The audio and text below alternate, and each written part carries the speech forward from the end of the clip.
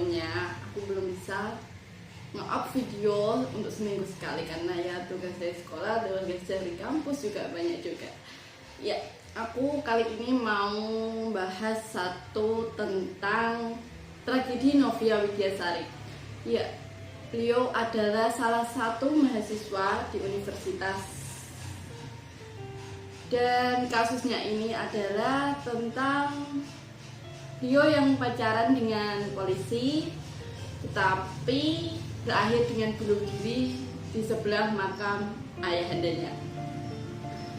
Sebelumnya aku juga baca dari sumber magadarene.com tentang kasusnya Mbak Novia Widyasari ini. Karena apa? Aku baca di sini Novia sudah tak menemukan tempat untuk dirinya di dunia ini. Ia telah berusaha meminta bantuan baik keluarga maupun keluarga laki-lakinya ataupun pacarnya yaitu polisi. Namun apa yang didapat adalah cacian, penolakan, laporan juga seperti tak digubris. Hal tersebut menjadi tekanan batin di dalam diri Novia yang berumur 23 tahun itu. Mungkin juga ia telah merasa sangat bersalah telah menggugurkan kandungan yang sebelumnya. Mungkin ia mulai berpikir bahwa pacarnya tidak akan menikahinya hanya sekedar dijadikan sebagai pelampiasan nafsu.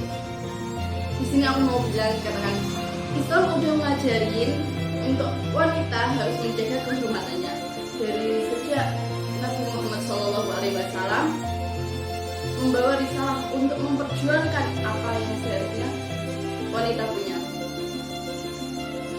Mungkin Mbak Novia cuma melihat dari segi fikihnya aja, dalam artian bahwa ia melihat realitas dunia yang serba hitam dan putih sebagai sesuatu yang halal dan haram, salah dan benar, dosa kecil, dosa besar. Tapi ingat, kita kan juga harus berpikir bukan hanya di fikih aja. Kita harus punya dari segi fikih, lalu segi keislaman, lalu ihsan, iman, itu pun harus juga dimiliki oleh sahabat muslim-muslimah. Fikih hanyalah salah satu aspek dari trilogi dasar dalam Islam, karena tidak pas melihat agama hanya sekedar dari fikihnya. Ada dua hal lainnya yang harus menjadi bagian yang tak terpisahkan dari kehidupan ini, yaitu iman dan ihsan.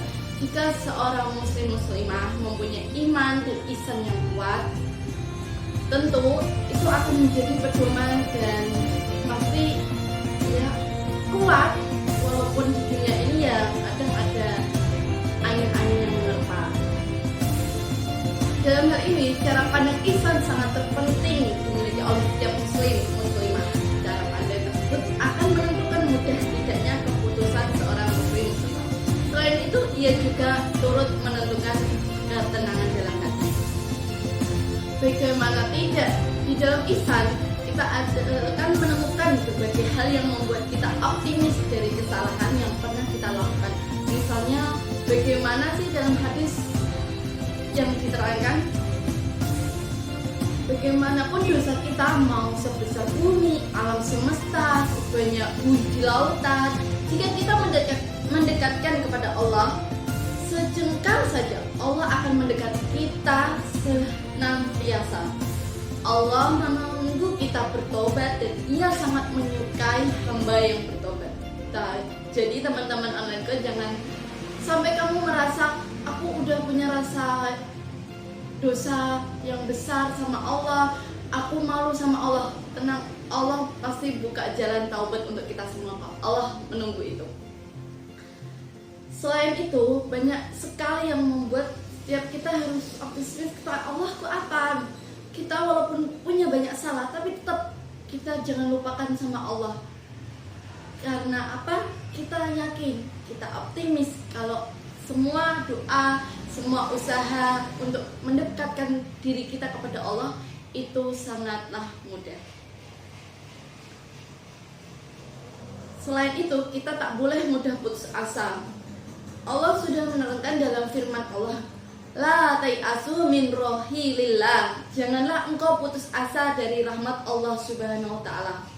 Terakhir, semoga kita bisa mengambil pelajaran dari tragedi Mbak Novia ini. Aku juga mau bilang, dari awal kan aku udah bilang gini, Nabi Muhammad SAW aja saja sendiri memperjuangkan kehormatan wanita dari awal beliau mendapatkan risalah ataupun utusan dari Allah Subhanahu wa taala. Karena apa? Pada zaman dahulu, zaman masa jahiliyah, wanita tidak dianggap dan masih disepelekan oleh kaum lelaki. Adanya aturan harus membunuh bayi perempuan yang lahir, lalu dibolehkan mempunyai istri melebihi dari satu, tindakan asusila seperti menontonkan privasi perempuan terhadap laki-laki. Itu adalah hal-hal yang menurut aku juga yang Islam itu adalah hal yang keji terhadap wanita. Dalam Quran An-Nisa ayat 124 yang artinya barang siapa yang mengerjakan amal-amal soleh baik laki-laki maupun wanita sedang ia orang yang beriman, maka mereka itu masuk ke dalam surga dan mereka tidak dianiaya walau sedikit pun.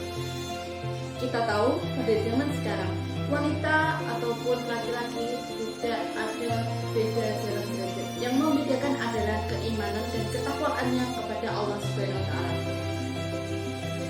Selain itu, kita sebagai wanita perempuan harus bisa menjaga diri sendiri, menjaga kehormatan. Walaupun di luar sana banyak kasus-kasus yang korbannya adalah wanita, tapi kita sebagai perempuan jangan sampai lengah ataupun jangan sampai bosan mengingatkan sesama muslim, sesama wanita untuk menjaga kehormatannya.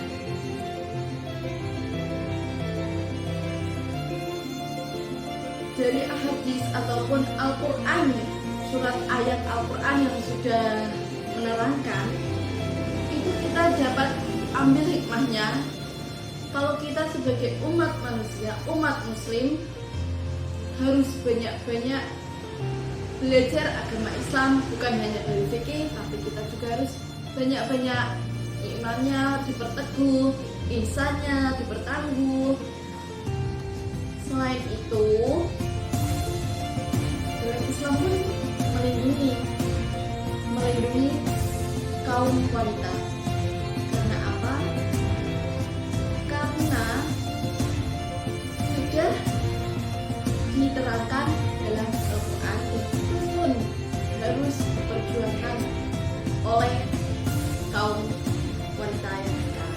Apalagi zaman sekarang sudah ada emansipasi wanita, tetapi tetap saja kita sebagai umat muslimah harus tetap memperjuangkan itu semua. Karena dari tahun-tahun yang lalu dan sampai saat ini kita tetap memperjuangkan hak dari kaum wanita. Selanjutnya aku mau bilang,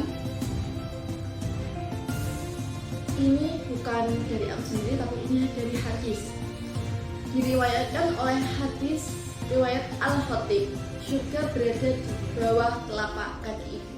Kita tahu ibu adalah salah satu perempuan atau wanita. Islam telah memberikan peran terhormat bagi kaum perempuan, ibu dan pengatur rumah. Berkaitan dengan peran ini, di dalam salah satu kaidah disebutkan di ahlu fi al-amarati anahu ummun wa rabbatu baitin wa hiya idun yaibul an yushana. Kaidah ini bermakna hukum asal perempuan adalah sebagai ibu dan pengatur rumah, dan ia adalah kehormatan yang harus dijaga. Dengan peran utama ini, kaum ibu akan membina anak-anak mereka, menggelorakan semangatnya, dihujamkan kecintaan mereka kepada Allah, Rasul, dan Al-Quran, dan ditempatkan kepemimpinan. Di tatanan domestik inilah ada cikal bakal generasi umat terbaik. Kedudukan mulia lagi strategis ini benar-benar dijaga oleh Islam. Sampai-sampai baginda Rasulullah Shallallahu Alaihi Wasallam, sesungguhnya orang yang terbaik di antara kamu adalah yang paling baik terhadap istrinya, dan aku adalah yang terbaik pada istri dari kaum sekalian. Hadis riwayat Tirmizi dan Ibnu Hibban. Bahkan Rasulullah SAW bersabda, sesungguhnya istri-istrimu adalah surga dan nerakamu. Hadis riwayat Ahmad. Demikian pula pernah ada seseorang sahabat berkata kepada Rasulullah, ya Rasulullah, saya hendak ikut berperang. Beliau seraya menjawab, apakah kamu punya ibu? Dia menjawab, ya. Beliau pun segera bersabda, tetaplah bersama ibumu karena surga itu ada di bawah kedua kakinya. Hadis riwayat An-Nasa'i, hadis hasanun sahih. Tidak sedikit orang, terutama kaum feminis, yang memandang bahwa sebagai aturan-aturan Islam membatasi ruang gerak atau mengekang kaum wanita. Hal ini didasarkan kepada adanya hadis-hadis tersebut sebagai sepintas, lalu memang terlihat seperti itu. Dari kasusnya Mbak Novia sendiri, kita tahu wanita itu dijaga, lalu Mbak Novia berhubungan dengan seorang pacarnya itu, mengandung, lalu dia menggugurkan itu sudah dosa, sebelumnya sudah melakukan dosa, tapi Mbak Novia memilih jalan untuk bunuh diri di samping makannya ayahandanya. Ini sangat jelas-jelas salah. Dalam Islam pun juga disalahkan. Sebelum kita ke belakang Mbak Novia sudah melakukan hubungan dengan pacarnya, kita lihat dari segi Mbak Novia bunuh diri sendiri. Itu sangat tercela ataupun sangat tindakan yang sangat disayangkan. Bunuh diri adalah salah satu perbuatan yang hina, perbuatan yang tidak dimaafkan oleh Allah Subhanahu wa taala, tapi Mbak Novia malah memilih jalur itu karena beliau sudah tidak mendapatkan rasa keamanan, rasa cinta dari lingkungannya. Beliau tidak mendapatkan tempat untuk mengadu apa yang dirasakan. Tetapi jikapun kalau Mbak Novia mempunyai iman maupun ihsan yang kuat, walaupun beliau sudah melakukan kesalahan yaitu berhubungan dengan pacarnya, tetapi jika bisa diputar, ya walaupun kata-kata jika diputar itu juga tidak baik ya teman-teman, tapi setidaknya kita juga bisa bercermin dari kasusnya Mbak Novia. Apa sih yang harus kita lakukan? Kita bertobat, kita mendekatkan diri kepada Allah Subhanahu wa taala. Jangan pernah malu, jangan pernah sungkan kepada Allah Subhanahu wa taala. Walaupun kita mempunyai dosa besar, mempunyai dosa yang sangat banyak seperti buih di lautan, tapi Allah sangat menunggu kita, sangat mau menerima apa yang kita lakukan dan apa yang kita sesali. Aku juga mau pesan sama teman-teman onlineku, sebagai kaum feminisme, sebagai kaum wanita, kita harus bisa menjaga diri sendiri, kita harus bisa menjaga kehormatan diri sendiri maupun di luar rumah maupun dimanapun itu berada. Mau kamu ke pasar, mau kamu ke kampus, mau kamu di jalan, mau ke mall sekalian pun, kamu harus bisa jaga diri baik-baik, jaga kehormatan, dengan salah satunya tidak mengumbar auratmu sembarangan. Cukup ingat kata-kata ataupun hadis yang Allah Subhanahu wa taala, yang Nabi Muhammad SAW sudah paparkan. Sebelumnya juga, kalaupun aku punya salah kepada teman-teman onlineku semuanya, aku minta maaf sebesar-besarnya. Buang yang buruk, ambil yang baik-baik. Selain itu, aku juga mau bilang atau nyampein apa yang udah aku baca di sini. Sebagian mereka tidak boleh dan tidak bisa menggantikan yang lain. Keduanya memiliki kedudukan yang sama dalam peribadatan. Secara umum mereka memiliki hak dan kewajiban yang tidak berbeda. Hanya dalam masalah-masalah tertentu memang ada perbedaan. Hal itu Allah sesuaikan dengan naluri, tabiat, dan kondisi masing-masing. Allah mentakdirkan bahwa laki-laki tidaklah sama dengan perempuan, baik dalam bentuk penciptaan, postur tubuh, dan susunan anggota badan. Allah berfirman, wa aniyatadatul ka'an'a, dan laki-laki itu tidaklah sama dengan perempuan. Al-Quran surat Al-Imran ayat 36. Karena perbedaan ini maka Allah mengkhususkan beberapa hukum syar'i bagi kaum laki-laki dan perempuan sesuai dengan bentuk dasar keahlian dan kemampuannya masing-masing. Dari sini kita bisa ambil apa sih yang membedakan kaum wanita dan kaum laki-laki? Bukanlah soal badan, karena apa? Yang pada dasarnya kaum perempuan pun juga bisa melakukan pekerjaan kaum laki-laki, walaupun memiliki postur tubuh yang berbeda, walaupun memiliki jenis kelamin yang berbeda, tapi semua adalah kesetaraan. Yang membedakan di sini adalah ketakwaan dan ibadahnya kepada Allah Subhanahu wa taala.